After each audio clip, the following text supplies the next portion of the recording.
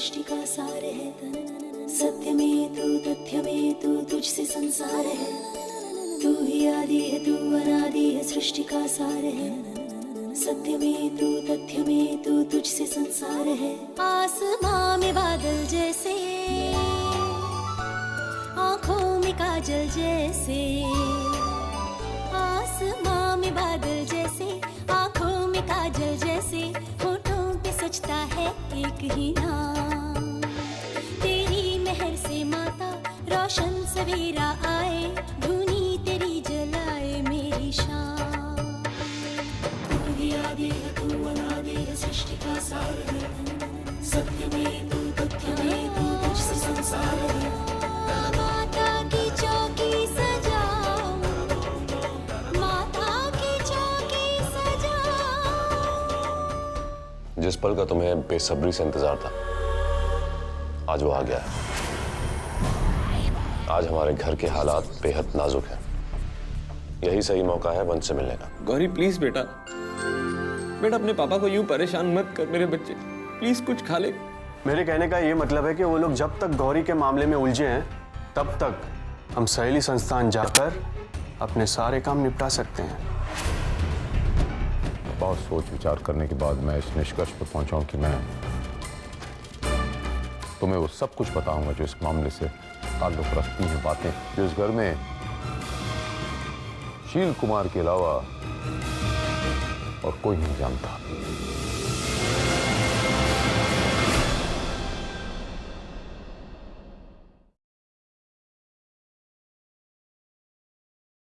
अपहरण नहीं हुआ है, यश उसे अपने साथ ले गया है। लेकिन इस तरह क्यों पापा जी? गौरी तो उनकी खुद की बेटी है। अगर वो चाहे तो वो यहाँ आकर गौरी को ले जा सकते थे। ये बिना किसी को पता है चुपचाप वो ऐसे क्यों लेके गए? इसकी क्या वजह हो सकती है? मेरे बच्चे, जो दिखता है सो कोई जरूरी नहीं कि वो होता है, और जो होता है वो दिखता नहीं। बाहरी मलाल तो इंसान मिटा लेता है, लेकिन दिलों की रंजिशें बहुत मुश्किल से मिटती हैं। मेरे और यश के बीच में रंजिशों की एक ऐसी दीवार खड़ी हो गई जो वक्त के साथ साथ बढ़ती चली गई, कम नहीं हुई। मेरी लाख कोशिशें करने के बावजूद भी दिन ब दिन हमारे फासले बढ़ते ही चले जा रहे हैं। वक्त के हाथों मजबूर सा हो गया हूं मैं। मैंने अपना जीवन माता रानी के चरणों में अर्पित कर दिया, और मेरा खून हो कि वो माता रानी में आस्था नहीं रखता। नास्तिक प्रवृत्ति का निकला वो मेरे बच्चे। जय मेरी महामाई। पापा, आपने उस मैनेजर को क्या कहा है कि उस मंदिर वाली जमीन के लिए काउंसलर के पास फोन आ जाए, मैं खुद जाऊं? मेरे बच्चे, वो सुना नहीं आपने कि आप जब तक ना मरे स्वर्ग कहां से पाएं? जो काम खुद को करने वो नौकरों के सहारे नहीं छोड़ा करते हैं। पापा जी, मुझे समझ में नहीं आता, आप इतना ढोंग क्यों रचाते हो? मेरे बच्चे, ये ढोंग नहीं है, यही सत्य है, और ये मिथ्या है। हमें तो इन शक्तियों का लाख लाख शुक्र मनाना चाहिए। अरे तो आप शुक्रिया अदा कीजिए ना, आप दिल भर के शुक्रिया अदा कीजिए, हमें कोई प्रॉब्लम नहीं है उससे। लेकिन हमसे उम्मीद मत कीजिए कि हम भी आपके पद चिन्हों पर चलें। और बुरा मत मानिएगा, मुझे आपकी माता रानी या और किसी भी भगवान में बिल्कुल कोई यकीन नहीं है। मेरे बच्चे, यूं इस तरह माँ का अपमान नहीं करते। नहीं पापा जी, मुझे ऐसा नहीं लगता कि मैं किसी का भी अपमान कर रहा हूं, क्योंकि जिस चीज के वजूद को ही मैं नहीं मानता उसका अपमान कैसे कर सकता हूं। मैं आपसे सिर्फ ये कहना चाहता हूं कि मुझ पर यह फालतू का दबाव डालना बंद कीजिए, क्योंकि आपके कहे अनुसार मैं अपनी सोच नहीं बदल सकता। इस घर में उन दिनों विचारों को लेकर बहुत विवाद होते थे, बहुत टकराव होते थे मेरे और यश के बीच में, जैसे दो हाथों की लकीरें नहीं मिलती।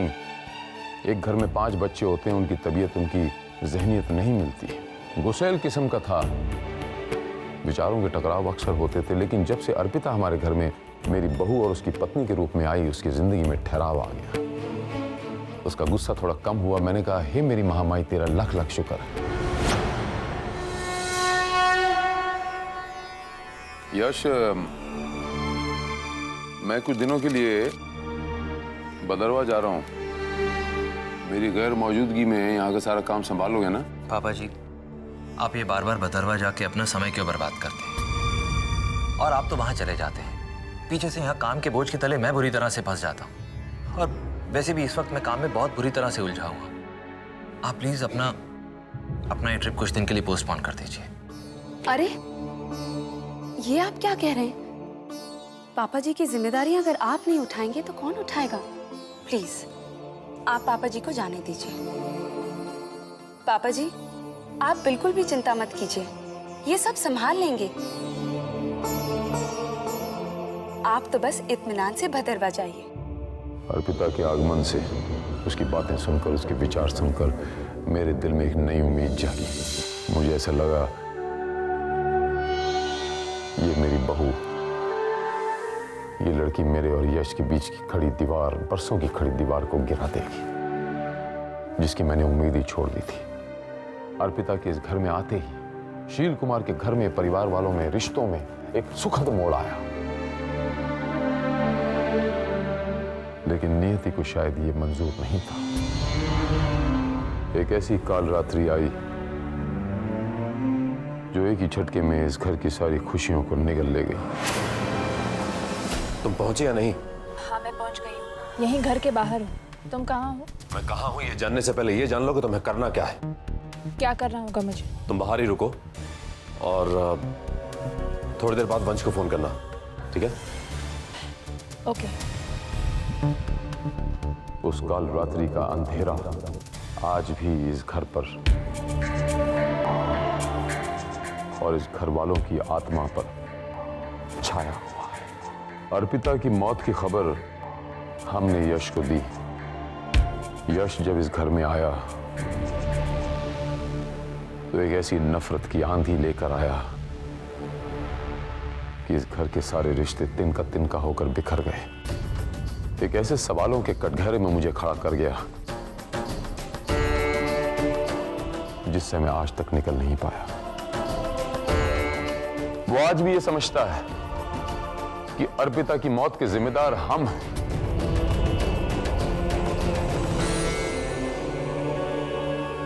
वंश, हाँ भैया। तू ठीक तो है ना मेरे भाई? हाँ बिल्कुल ठीक हूँ। पर आप ऐसा क्यों पूछ रहे हैं? कुछ नहीं वंश, पता नहीं, मुझे लगा कि तू वैष्णवी के व्यवहार से बहुत परेशान है, दुखी है, और मुझे समझ में नहीं आ रहा कि वो तेरे साथ ऐसा क्यों कर रही है। वो तो भैया बस। प्लीज प्लीज मेरे भाई प्लीज। अरे पगले, तुझे मुझसे अपने दुख छुपाने की कोई जरूरत नहीं है। अरे मैंने तो अपनी आंखों से देखा है किस तरह उसने तुझे नजरअंदाज करके बड़े पापा पर सवालों की बरसात की थी। बताइए ना पापा जी कि आपको कैसे पता चला कि अर्पिता भाभी की मौत हो चुकी है, जबकि घर वालों का कहना है कि वो तो कहीं चली गई थी और पुलिस वालों को भी आज तक उनकी लाश नहीं मिली। तुम बिल्कुल ठीक कह रही हो मेरे बच्चा। पुलिस वालों की नजरों में अर्पिता लापता है, लेकिन मेरी नजरों में वो भगवान को प्यारी हो गई है। मेरी नजरों में इसलिए वो भगवान को प्यारी हो गई है कि 2 सालों में उसे कभी अपने पति और अपने बच्चे की याद नहीं आई। पापा जी हो सकता है कि उनकी ना लौटने की वजह कोई मजबूरी हो उनकी, जिसकी वजह से वो आज तक अपनी बच्ची और पति से ना मिल पाई हो। मुझे नहीं पता मेरे बच्चे, लेकिन इतने सालों में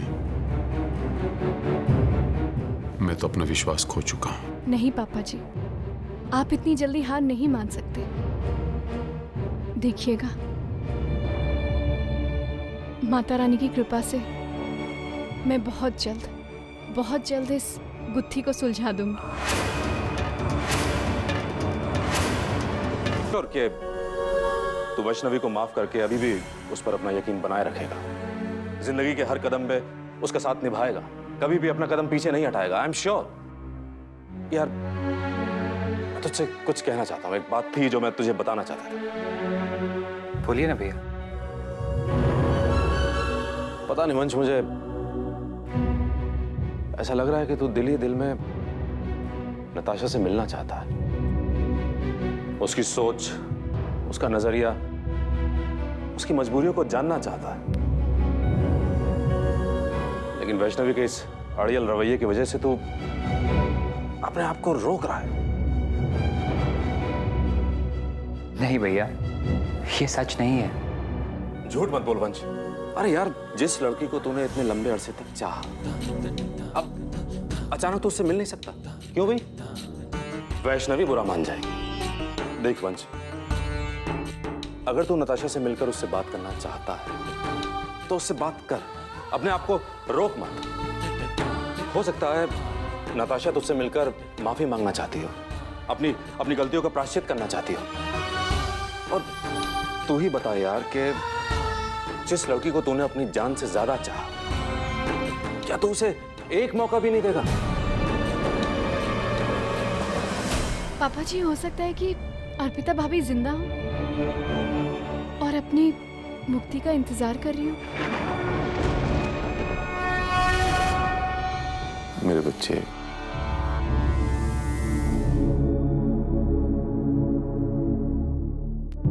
तू माता रानी की बेटी है।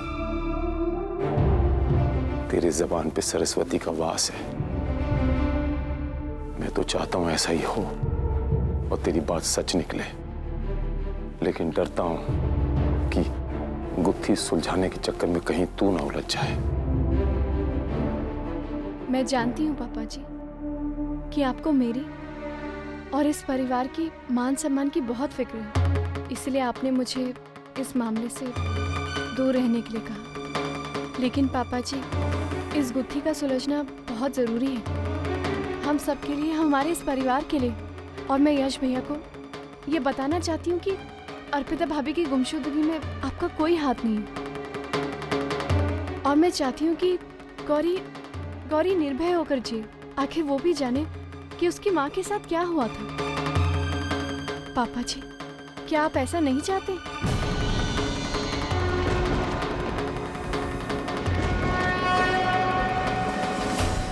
आप भाई साहब से बात क्यों नहीं करती?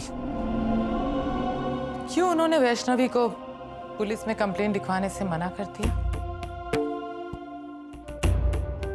पता नहीं क्यों प्रियंवदा,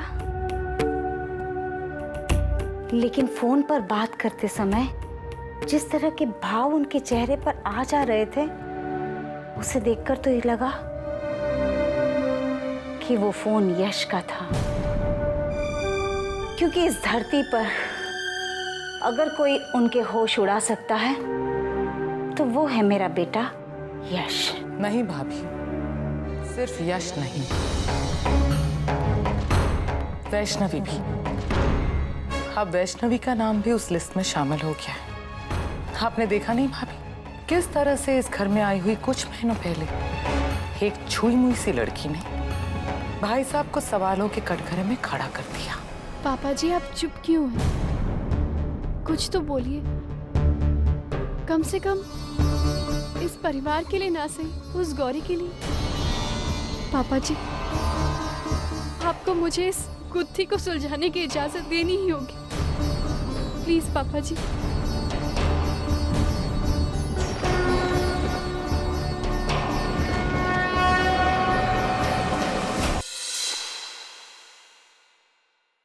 कभी कभी तो ऐसा लगता है कि संयुक्ता ठीक कहती है। वैष्णवी को समझना हर किसी के बस की बात नहीं है। आज जिस तरह से वो शील जी के सामने अटल पर्वत की तरह खड़ी थी, उसे देखकर तो ऐसा लगा, मुझे पहली बार ये एहसास हुआ कि कोई तो है इस घर में जो खुल के शील जी का सामना कर सकता है। और सच कहूं तो मुझे ये देखकर बड़ी खुशी हुई। लेकिन भाभी, आपको तो वैष्णवी पसंद नहीं थी। हाँ प्रियंवदा, शायद मैंने उसे समझने में भूल की, क्योंकि अब मुझे उसकी जिद, बड़े से बड़ी मुसीबत का डटकर मुकाबले करने की हिम्मत अच्छी लगने लगी है। और सबसे बड़ी बात तो ये है कि वो निहायत ईमानदार हैं। दुनिया के सामने सच कहने से नहीं डरती, चाहे कुछ भी हो। वो वही करती है जो उसे सही लगता है, जिस पर वो विश्वास करती है। कितनी अजीब बात है ना प्रियंवदा, हालात के सामने झुककर हमने अपनी वही खूबियों को खो दिया है, अपनी काबिलियत को अपनी कमजोरी बना दिया, और वैष्णवी ने अपनी उसी काबिलियत को अपनी ताकत बना दिया।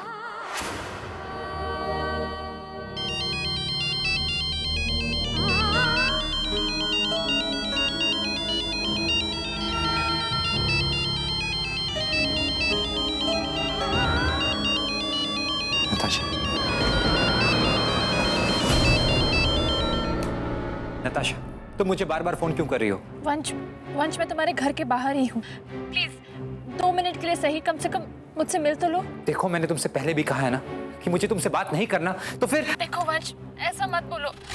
अगर तुम नहीं आए ना तो पता नहीं मैं क्या कर बैठूंगी। देखो प्लीज, मैं तुम्हारे पार्किंग एरिया में हूँ, प्लीज एक बार मुझसे मिल लो। मैं प्रॉमिस करती हूँ आज के बाद मैं तुम्हें कभी परेशान नहीं करूंगी।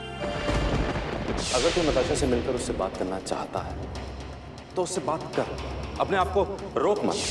हो सकता है नताशा तुझसे मिलकर माफी मांगना चाहती हो, अपनी गलतियों का प्रायश्चित करना चाहती हो। ठीक है, मैं 2 मिनट के लिए आता हूँ। थैंक यू वंश, थैंक यू सो मच। मैं यहीं तुम्हारा इंतजार कर रही हूँ।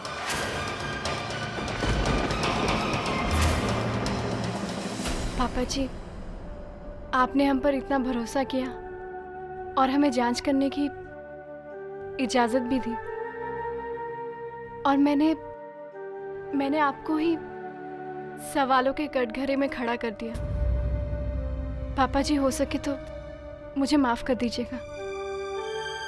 लेकिन पापा जी, मैं आपसे वादा करती हूँ कि आज के बाद मैं आपसे कोई भी सवाल नहीं पूछूंगी, और आपकी हर परेशानी में आपकी ताकत बनकर आपके साथ खड़ी होंगी, और कभी भी आपके मान सम्मान को ठेस नहीं पहुंचाऊंगी। सच।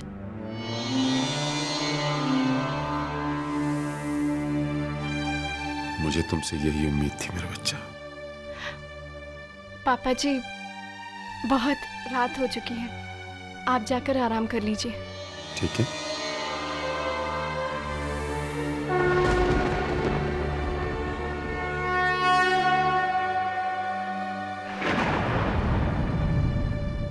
मैं बस अभी आया।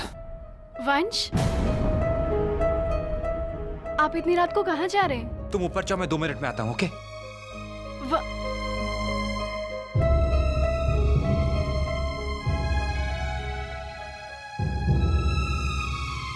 ये वंश भी इतनी रात को कहाँ जा रहे थे?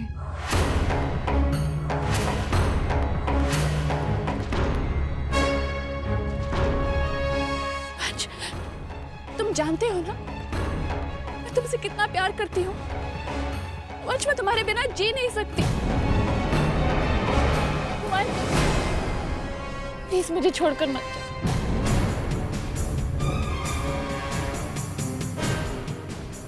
एक बार अपने दिल की आंखों से मुझे देखो, तब कड़वाहट चली जाएगी। वंश, इस तरह मेरे प्यार को बेइज्जत मत करो, मुझसे बर्दाश्त नहीं होगा, मैं मर जाऊंगी। वंश।